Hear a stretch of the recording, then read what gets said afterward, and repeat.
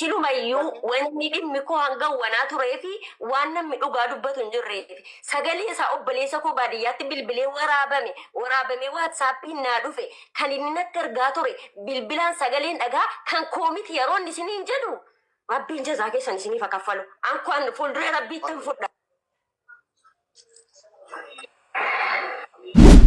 Hina jedhanii namoota birrii nyaatan xabaqaana tusii dhaabbata ukilinnaa fudhatee jedhanii namoota birrii nyaataniin birrii baay'ee nyaatamte tokko. Mucaan kun kitaabni si akka hin gurgurame kara meeqaan ofii irratti hojjetanii kaa'anii qoy. Farakkaashan nyaatamnaan wallaahi wabillaahi watallaahi. Nyaatamu baannaan si hina jedhanii namoota birrii nyaatan xabaqaana tusii dhaabbata ukilinnaa fudhatee jedhanii namoota birrii nyaataniin birrii baay'ee nyaatamte tokko. Mucaan kun kitaabni si akka hin gurgurame kara meeqaan ofii irratti hojjetanii kaa'anii qoy. Farakkaashan nyaatamnaan wallaahi wabillaahi watallaahi. Nyaatamu baannaan narraa callisanii anis eegee dadhabee bilbila koos cufee sooshaal miidiyaas dhiisee ofii kooti fi dhukkuba kooti walitti deebi'aniyyuu inni barbaadee na dhabee kana godhe malee wanti na baaniin soba dubbate tokko hin jiru. Isa kana ammuman ifa sii gochuu barbaada. Amma namni sagalee keenya dhaga'u bakka dhugaan jiru beeka. Wallahi bakka akka dhugaan eessa akka jiru kana in argaa hin beeka. Sagalee isaatti koomentiidhaan ta'e malee yookaan bahee dhaga'amuu danda'u. Kanaaf dhugaa jirtu kana jedhamee baahame dhiifama wal gaafachuun waan jiraadha. Dhiifama walitti caaleen jiru. Garuu immoo giggim jedhamee wal falma mataanaan guyyaa 30 wal falmine wanni sun qulqullaa'uu hin danda'u. Sagalee ati kan koomitii jettu dhagahee wallahi Alex dhagaartame sagaleen kun jira miti Alex jira sagaleen koo dheengadda dhagaarta Alex uummataa jira sagaleen koo jira miti Alex imbuute okay ani dheengadda sagalee sana gaafan dhagahu Amma taaptaa godha. Sagalee sana gaafan dhagahu. Tun sagalee sana dhagahin tura Alex taa'ee kanan godhu akkasii miti jedhetan nabaanishaa fi sagaafatee wal arrabsinee nabaadhaan wal lollee nabaaniin asitti bitamtu galtu jechoota waan baay'inaan jedhe. Sigalee amma immoo sagalee sanaaf ragaa qabatamaa fidaa gaafan jedhu sagaleen sun dhufee ragaa qabatamaan tokko wanti barreeffamaa jira. Sagalee kana immoo wajjin dhaggeeffannaa murteessaa. Sagaleen kun anaa miti jedhe Alex taa'ee wajjin murteessinaa jailachuu deemaniiru giddeellew. Adaqanu isinis na tuffattee utaaltee buute ta'een beeku innis siin leena dhugootte. Alex yoo jara yaattu kottu sagalicha immoo isiniin banaa hin dhaggeeffattu jechuudha. Sagalee kana kaaduun immoo dhugaa rabbi tokko kana.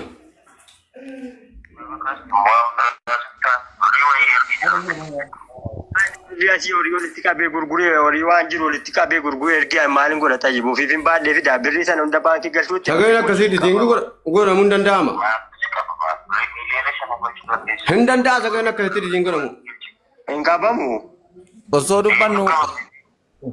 Ani baadiyyaa. Amma dhugaan dubbiin bakka jirti hubattanii toleen amanaa wabi abdishaa raamutti kotta. Osoo dubbannu kuma 300 galuufani fooloona godhame warri beeksisa abbaa jabal taata hundi keessan hundi dandeessa itti mimee. Abbaa jabal yeroo tokko waa dubbadheen ba'a waa dubbadhaa taasisanii. Maal taatanii ajandaa adilaa jirtuma? Mënoo naachuun? Takkaasitti naarwadhan sitti haareen abbaa jabal.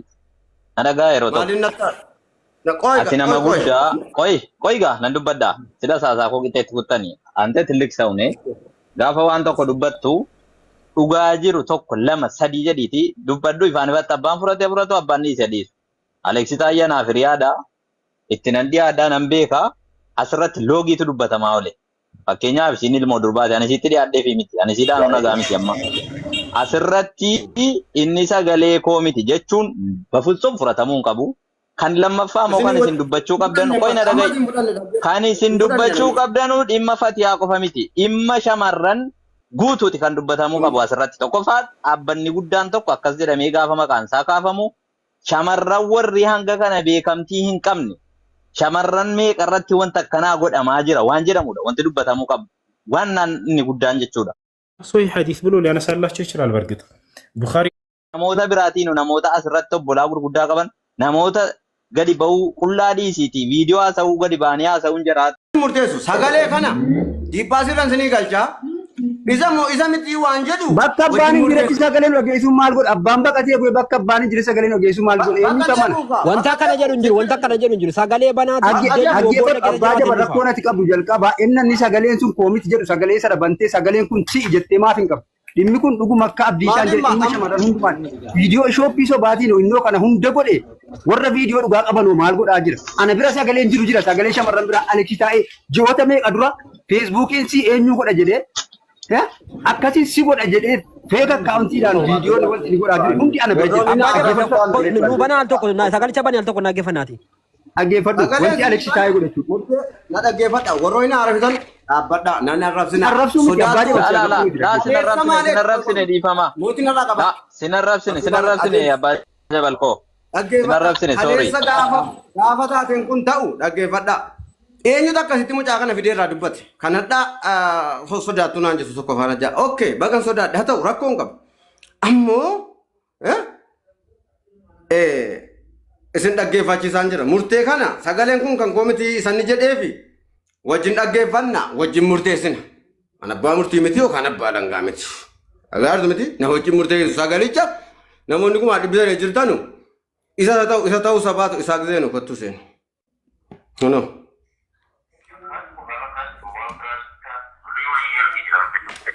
maali birri asii horii walitti qabee gurguree horii waan jiru walitti qabee gurguree ergaa maaliin godha ta'ibu ofiif hin baadhee fi birri sana hunda baankii galchuutti an ofii kootiif hin qabama.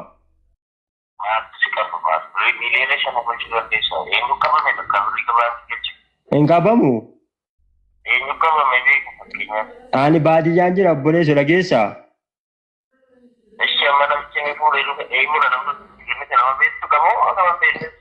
Maani nama hin beekne maani birri sana hundanii horii maatii waatii yaani waatii waanjoo maatii jala harkisee dhaltii waan jabbi jala qabee dhaqee gurguranii nama hin beeknetti kennaan. Kana tun taane amma akkamitti namatti kennitaadha namatti kennite namatti kennite sun immoo bakka achii gaasaa nama hin geenye guyyaa sadii guutuu eege bara. Sabiriidhaan eeggadhu kan maani sabiriidhaan eeggadhu kan itti jaa'u.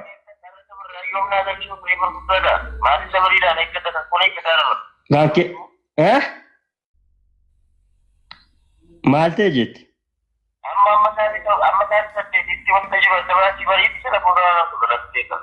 Maal goota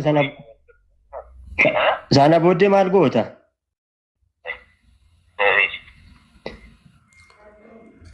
Sagaleen tokko isa kana lammaffaa isinii darbamas murtee kana wajjumaan murteessina. Isa miti jedhaaka. Aloo. Abeet. Maa ergaa sanatti mame ijoolleen akkaawuntii galchuu hin dandeenyu inni dhufee nurkaa barachuu hin danda'u nu galaa jirraanaan jedhan yoo isii gaafannaan maaliin godha jedhee maaliin godha laal.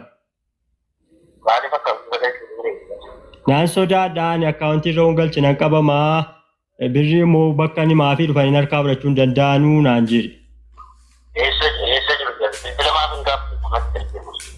Bilbila kaasanumaa bilbilan silaa kan jiraatiin isinii kenname. Lakki bilbila kaasumaa dhufee nurkaa fudhatu inni fatiyaatti simee jenna erga akkaawuntii irra galchuu sodaatanii dhufanii dhaqanii harkaa fudhatanuu ittiin himanaan jette. Ishi nama ergitaa amman bilbilaa fi. Ishi fatiyaanis akka gaara kanii fudhatan waan jette nam dawwalaa fi akka jarri itti kennan godhaam. Ishi dawwaleef. Egaa sagalichi namoonni baay'ee viidiyoo biraa qabu si. Inni silaan hojjetu. Aloo abeet abeet. Kan biraan qaboo tokkoon sana malee. Nama jedhu gammadaan biraa. Koi bakka kan biraa mee nan barbaada sana malee qabu garuu son ni dura badee na kan biraa baafne jedhee sana naa kennanii fatiyaatti immoo menna jaraanan kennaa kanumaan dawwalee kan yaa fudhatan hunaan jette beektaa.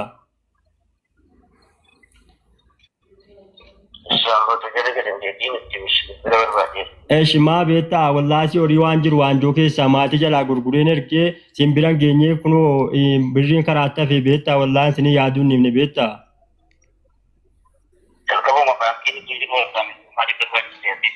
Maal walumaa galatti sagaleen kan saati. Kana isaa iyyati an sagaleen kan saatiin jedhama 100% isin akka barbaadetti to'achuu dandeessu. Anis akkanatti fakkaatan kuradhaa sagaleen 100% kan saati jechuudha. Waan tokkoon gadde dhiifama naa godhi ale abbaa jabal koo koo yeroo tokko itti nan bu'a. Inni jedhu an shamarran keenya shamarran jimmaa hundi jara isa biraa viidiyoo qabaachuu qofa na gaddisiise ajjarratti isa miti jedhu hundi keessan wachi qabaachuu keessan qofa bagan baree galatoomaa isiniin jechuun barbaade shamarran keenya. Sagalee namni gaafa hannaan dubbatu sagalee qajeelchee haasa'a malee namni diffeensi sagalee daargitiisa sin beeytan unaasa'u maayyimochi. Amma walumaa Baalageedha ijoolleen keenya. Salaamu alaikum warahmatullahi ta'ala wabarakaatu abeet. Waalaikum assalam warahmatullahi wabarakatuh. Mujaamil amtuudha. Askabuu achi qabuun hin jiru sagaleen kana leeksi akkaataa intallitti jajjabeeffamtu qofa barbaadu amma walumaa galatti. Mooraalis eeguu malee dubartiin immoo dubartii taatanii dubartiitti duultanu isaa miti achii miti as qaalimettanu wallaahi isinis viidiyoo biraa qabdu. Isinii galee intalli kun miidhamteetti intala kana bira dhaabachuu qabama bakka dirqama kun sagalee taa'aa fi piroofaayilirra kaa'achuudhaan jajjabeessuudhaan bira dhaabachaa malee sagaleen kana leeksi. Abba Jabal sagaleen koo jira. Sagaleen kana leeksi waan tokko dhoskaa wayin qabu.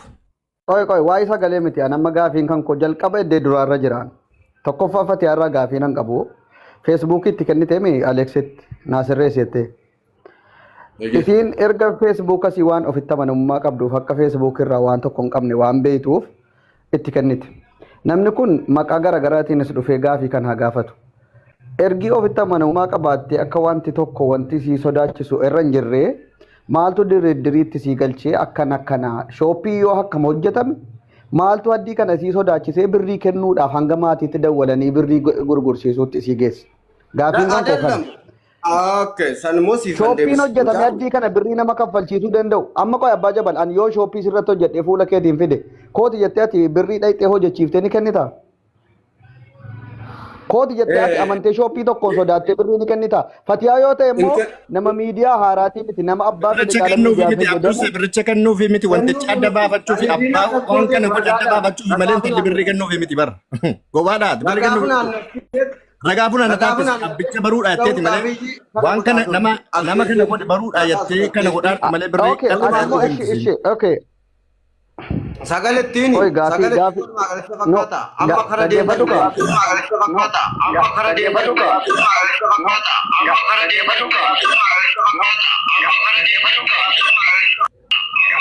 Maalisa? Anaa miti bu'aan baatee wayiiti dhaggeeffadhu gaa. Ilaa sagalee kana nama baay'een isaa miti irratti wal lolaa jiru miti. An akka Abduseetti maaltu natti dhaga'ama beeyta. Alexis erga wanta kana qopheessee yoo dhuguma godheera ta'ee waa meeqa wanta kana akka nama baree birritti kana fudhachuudha jedhe.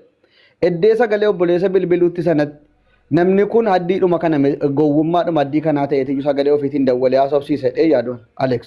Silaa nama biraa kennisiisee namuma intini jedhu birruma 1,000tti kennee nama biraatti dawwalchiisee haasofsiisuu hin danda'u Alex kun otoo waan kana godhau jedhe. Maaliif sagalee isaatiin dubbachuun barbaachise? Akka namni bilbila namaa rikoordi godhe. Maal gootu maaliif gootu amma utuu sin ta'in godhinaa ijoolleen keenyas. Namoonni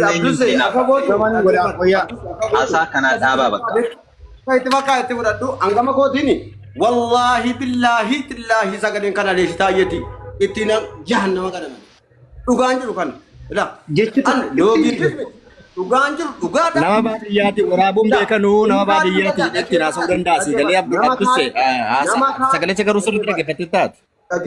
Dhaggeeffadhaa nama kaade dhaggeeffata sagalee koo namni kaade yoo amma mo'annoo goote hinuma mormuu danda'a. Garuu isa dhugaa rabbii himuu yoo ta'e wallaahi billaahi tillaahi an kanaanan jahannama gala malee Sagaleen kan Aleeksi taayyeetii jedhedhuma akka kadha bakka. Kalas. Jecha tokkitti abbaa jabal taa'us hin turuus hin barbaadu na dhaggeeffadhaan namoonni as jirtan. Sagalee dhiisii lakkoofsi bilbilaa inni itti mucaa kanatti dawwale maqaa alatti taayyeetiin banamee jira. Tokko kan hubadhaa. Matiyaan immoo kan kana raawwataa turtee fi eenyummaa nama kanaa baruufi malee viidiyoo qabaatteetii miti ofitti amantummaa akkuma ofitti amantummaa kanitti ofitti amantummaan jirti. Nama kana baruudhaaf kan irratti hojjetamaa ture eenyummaa nama kanaaf baafachuudhaaf. Maqaan feesbuukaa inni immoo ittiin naqee dubbise jijjiiramee jira yeroo ammaa. Lama. Sadii lakkoofsi bilbilaa inni ittiin dawwalee viidiyoon sun waraabame feesbuukii Fatiyyaa jala kaa'atame. Feesbuuka Fatiyyaan alatti kennite jala kaa'ame jechuudha. Rabbitu isa qabe. Rabbitu miidhamtoota shamarran keenya bifa meeqaan irraa nyaatamaa jirtuuf dubbate kun. Kanaaf yoo tokkummaa qabaatan akka biyyaattis akka amantaa islaamaattis dhugaan dhaggeeffadhaa dhugaa bakka jiru hundi keessan namni 800 namni 700 gurra keessa hin dhageessaniittu an fideera mucaa isiniin gaira dhugaasi tokko tokkoon keessaniin beektu dhugaa jallisuu ta'e malee dhugaa isii namni wallaahi tokko hin jiru. Liqimsaa fudhadhaa isa isinitti fakkaate oo dhugaa jallisuu ta'e yookaan micciiruu ta'e malee. Inuma mul'atti. Nama danuutu wallabbii qaba. Dhaggeeffadhaa. Wal abbaan barbaadu. Dhaggeeffadhaa. Ani sanatti fakkaate fudhaa. An dhaggeeffadhaa. Isanatti fakkaate fudhaa. Qoy dhaggeeffadhaa. Akkamittan fudhaa. Sagalee Aleeksi Taayee koomitii jedhe miti. Ani ammoo matoo barsantii Aleeksi Taayee natti fakkaate. Eega sagaleen kun immoo Aleeksi Taayee ta'e immoo akkamitti achi dhaquu danda'e FB'n sun akkamitti kan isaa ta'e tanatti hin danda'a kan barbaade. Ragaan jiru abbaa jabal. Akkaawuntii illee kanuma of ergate. Shuuf akka rabbitti isa qabee laalidha.